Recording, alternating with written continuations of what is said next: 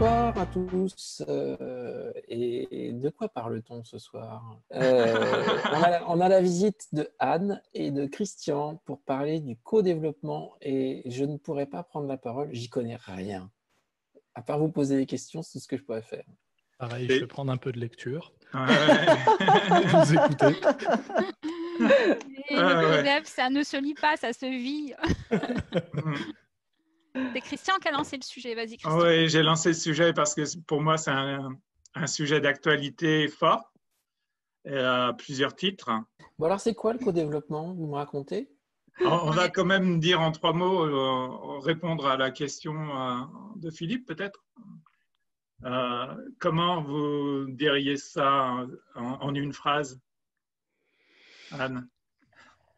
Une méthode, une approche qui réunit des pairs afin de leur faire prendre tour à tour la position d'un client ou d'un consultant pour faire émerger des solutions, des idées face aux projets, aux préoccupations ou aux problématiques qu'ils rencontrent. Alors, 100% d'accord avec vous sur la manière de présenter. Je dirais, pour moi, c'est un des moyens les plus puissants que j'ai vécu au cours des derniers séminaires en ligne ou en présence auxquels j'ai participé. Et curieusement, la semaine dernière, mercredi dernier, j'ai participé à une sorte de codev animé par un Suédois d'origine espagnole en anglais. Le facilitateur a réussi à nous faire travailler ou à faire travailler le client et à aboutir en fait à des quantités de pistes de solutions, puisque c'est bien ça en fait le but d'un codev, c'est en peu de temps arriver à obtenir des consultants, c'est-à-dire ceux qui ne sont pas le client et qui ne sont pas le facilitateur, des pistes de réflexion de solutions. Et ça vient très, très vite. On va peut-être clarifier pour les gens qui vont écouter et qui vont peut-être regarder ce vocabulaire de client, consultant, animateur. Ouais, et le process, parce que c'est un process bien particulier, bien cadré, qui amène à cette heure, en effet, en général, riche en solutions. Parce que ce que tu énonces là, Christian, c'est ce que tout le monde cherche, mais personne n'y arrive vraiment. Donc, d'où vient la magie? C'est vrai que c'est efficace. C'est efficace. Alors, peut-être on va commencer par les rôles. Donc, le contexte le plus favorable, c'est des groupes de 5 à 8 personnes selon le modèle dans lequel on est ou selon le contexte. Si on est à distance, il vaut mieux être plutôt 5. Si on est en présentiel, on peut être 8, ça marche encore. Et on a 3 rôles. Le rôle du client, c'est celui qui apporte son cas. C'est quelqu'un qui arrive avec un problème, une problématique, un projet. Le rôle des consultants, 3 ou 4 consultants, sont les consultants qui vont consulter, qui vont apporter leurs propositions de solutions, leurs idées, tout ce qu'ils peuvent apporter pour répondre au cas du client. Et le facilitateur, dont le rôle est de faire respecter les règles, comme le dit Virginie, le codev tel qu'il a été défini au départ par 2 Canadiens est très, très normé dans son déroulement. Donc, on a 6 étapes. Chaque étape a une durée un peu variable. La première étape du process, c'est l'exposé par le client de son problème, sa préoccupation, son projet. La deuxième, c'est la clarification. Je ne sais pas si vous connaissez cette étape sous ce nom-là, Anne. Il y avait du bruit derrière moi, du coup j'ai coupé. Je pense que c'est le lion qui rugissait, c'est ça? Ouais, exactement. Je voulais vous épargner ça. Je crois que je la connais sous ce nom-là, effectivement, de clarification. Mais j'ai pas révisé. En fait, c'est aussi une des règles, c'est qu'on ne révise pas avant ces réunions-là entre nous. Mais y a-t-il un autre nom que clarification? Moi, j'ai utilisé, en fait, je suis parti de la terminologie de l'AFCODEV, c'est-à-dire ce que l'Association française des professionnels du co-développement, et j'ai repris les termes de l'AFCODEV. Donc, la clarification, c'est vraiment l'étape, je dirais, essentielle, où les consultants vont poser des questions au client pour essayer de lui faire clarifier sa demande ou son inquiétude, sa préoccupation, son projet. Prendre le temps de clarifier avant de sauter sur les solutions, qui est souvent l'impulsion première, de dire ouais, ton truc, j'ai déjà vu, voilà, je te dis, on fait ça. Clarification, c'est la deuxième étape.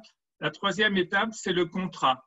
Donc, par contrat, on entend la reformulation de la demande que fait le client au groupe de consultants. Donc, en général, il a précisé, il a clarifié le sujet sur lequel il nous attend en tant que consultant. Quatrième étape, on appelle ça consultation, exploration. Et là, dans cette étape-là, le client reste silencieux et les consultants proposent des choses, comme dans un brainstorming, mais proposent des pistes d'action, des idées, plein de choses, le maximum de choses dans un minimum de temps.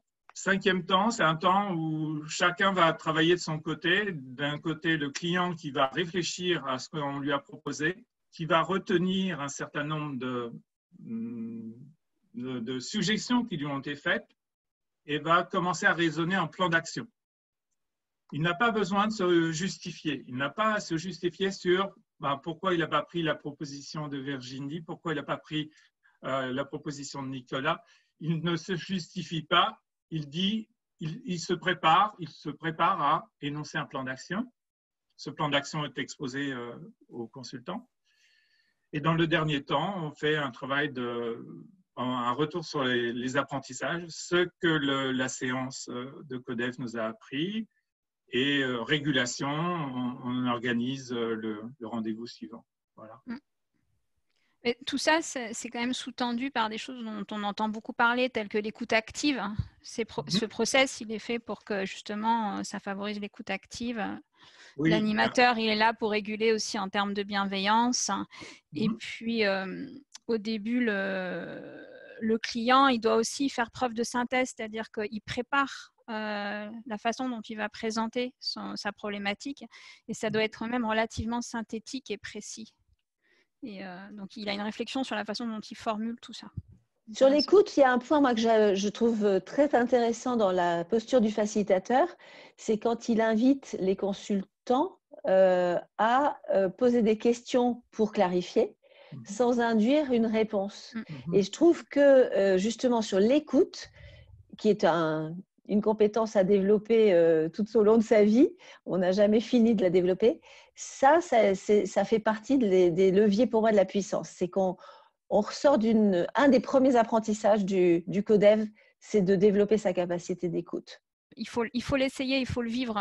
Il n'y a que comme ça qu'on réalise. Parce que là, on peut en parler, mais je trouve que ça n'exprime pas en fait l'efficacité de cette technique que d'en parler comme on le fait. En parlant, on voit les limites. Là. On reste effectivement très abstrait dans ce qu'on peut dire. Mais il faut le vivre effectivement pour le croire en quelque sorte. Et je ne réponds pas à la question, hein, malheureusement. Mais c'est pas grave. Le CODEV à distance, que j'ai fait accompagné par Viti Coaching, qui est une solution qui doit d'ailleurs exploser en ce moment. Et j'avais proposé à Olga de nous rejoindre, mais elle n'était pas dispo, qui anime des CODEV à distance. Moi, ce qui m'a frappée et qui a été la preuve additionnelle à ce que j'avais vécu en présentiel, c'est que dans les séances de découverte que cette solution propose à distance, on ne se connaissait pas, on était à distance. Alors, il y a la puissance de l'ergonomie de la plateforme qui fait qu'on sait quel rôle on a, à quel moment, et avec une facilitation qui est extrêmement guidée. Et là, l'intelligence collective, c'est-à-dire la force des propositions, était d'une puissance extrême, parce qu'en un temps court, parce que je crois qu'ils raccourcissent en plus les process, des étapes, la personne qui avait amené sa problématique est repartie avec plein de choses à tester. Et tous les autres ont appris beaucoup. Et ça a été pour moi la cerise sur le gâteau du codev, c'est-à-dire que non seulement en présentiel, j'avais vu la puissance de cette intelligence collective qui, selon moi, la preuve, encore une fois, je ne réponds pas à la question, mais ce qui fait la puissance, c'est qu'on laisse les égos, on laisse tout ça, et ce qui est central, c'est la question. Pour être curieux, vous l'avez expérimenté dans quel contexte, si ce n'est pas indiscret, parce que je suis un peu limité, un peu bas du front, j'ai besoin de me projeter comme, selon l'expression consacrée. Non, par curiosité, puis voilà, pour essayer de placer la description que vous en donnez, Anne et Christian, face à des exemples, si c'est jouable. Anne. Bah, si tu veux, je peux répondre. Moi, j'ai fait une découverte dans une démo qui était en bocal, c'est-à-dire qu'il y avait un groupe. C'était dans le cadre d'une association de diplômés d'une école, et c'était pour nous faire découvrir la méthodologie. Donc, on était dans ce que tu cherches, hein, Christian, qui était déjà quand même une démo de ce qu'est le codev. Donc, il y avait 8 managers, le facilitateur, etc. Et il y avait, je ne sais plus combien de personnes, dont je crois que je faisais partie, qui observaient comment se déroulait le processus du codev. Et donc, c'est ça, pour moi, la force du codev, c'est le peer coaching également. Donc, ce sont des solutions dans le champ des organisations. Mais c'est vrai qu'en fait, on encourage des groupes de codev à se constituer dans les entreprises. Hein. C'est-à-dire que l'idée, enfin moi je l'ai fait avec certains clients, c'est de travailler avec un groupe, de leur montrer, de leur faire vivre la technique de codev. Et après, l'idée première, c'est que ça se diffuse au sein de l'entreprise et c'est qu'après, voilà, ça fasse des petits et que ce groupe-là continue éventuellement à travailler ensemble ou constitue d'autres groupes et que finalement, ça devienne au sein de l'entreprise une solution assez naturelle d'intelligence collective orientée solution. Et ma question, elle était justement là-dessus, sur la durée. Ça s'étale sur quelle période et combien de temps ça prend? L'engagement dans la durée, en fait, effectivement, à minima, c'est aussi longtemps qu'on a de participants au groupe. Et effectivement, la fréquence est plutôt une fois tous les 3 semaines ou tous les mois. C'est rarement une fréquence plus faible. Et il y a certains groupes qui s'engagent sur plusieurs années, en fait, et continuent de travailler selon la méthode pendant plusieurs années. Donc, c'est entre une séance, une thérapie et des séances des alcooliques anonymes. On a dit qu'on était dans le champ des organisations, Philippe. Ouais. Ah, pardon. Il faut quoi comme expérience pour réussir son premier codev? Ça, c'est ma première question. Et la deuxième, vous avez déjà foiré des codevs? Pourquoi? Je crois que je vous laisserai répondre à la deuxième. Pour la première, tu réussis tout le temps, c'est ça, Nicolas? Pour la première question, c'est, pour faire court, c'est la confiance. Et comment on arrive à avoir cette confiance-là avec des personnes qu'on ne connaît pas? Eh bien, c'est dans la facilitation et dans, effectivement, l'agencement, dans la question et l'agencement, la mise en situation. Je n'ai pas vécu de codev qui ne se soit pas passé correctement. Je pense que c'est parce qu'il y avait la confiance et que les facilitateurs étaient pertinents et professionnels. Et du coup, j'insisterai sur ce point. C'est pour ça que quand je mets ça en séquence de formation, je le dis à la manière parce que je pense que c'est une méthodologie qu'il faut vraiment animer dans la bonne posture de coach et être un garde-fou quand si ça ne questionne pas comme il faut ou si ça n'écoute pas comme il faut faire stop, il faut faire arrêt sur image et le facilitateur doit être très directif. Le seul que j'ai vu il n'y a pas longtemps, on m'a relaté un codev qui s'était passé moyennement, il a été vécu par les participants comme très directif et peut-être que justement les personnes ne savaient pas que ça fait partie du jeu. D'ailleurs, c'est pour ça que souvent le faire avec des gens qu'on ne connaît pas, c'est génial parce que en plus, on est des pairs, mais on est des pairs parfois avec, ça peut être un métier différent, un vécu différent, une posture différente. Ça fait aussi la richesse du codev.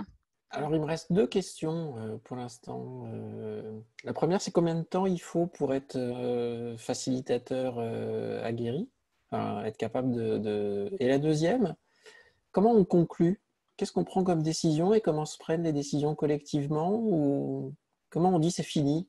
Moi, je pense que ça peut aller assez vite. De toute façon, normalement, la technique, elle est faite pour que ce soit assez vite pris en main, parce que ce que j'expliquais tout à l'heure, c'est que c'est fait pour être diffusé au sein des entreprises. C'est-à-dire que après, les groupes, ils doivent vivre par eux-mêmes et ils ne sont pas accompagnés et formés forcément très longtemps. Hein. Enfin, c'est pas du tout le cas. C'est genre, ils vont faire une session, ils vont être formés un petit peu et puis après, les groupes, ils sont faits pour vivre.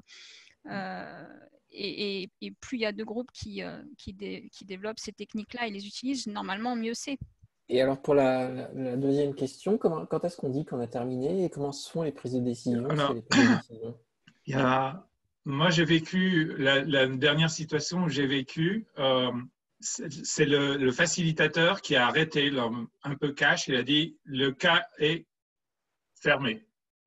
Juste pour la boutade, un coach m'avait dit un jour, au bout de, je ne sais plus si c'était 8 ou 10 séances de coaching, si on n'a pas les solutions organisationnelles qui vont bien, après, ça ne relève plus du coaching.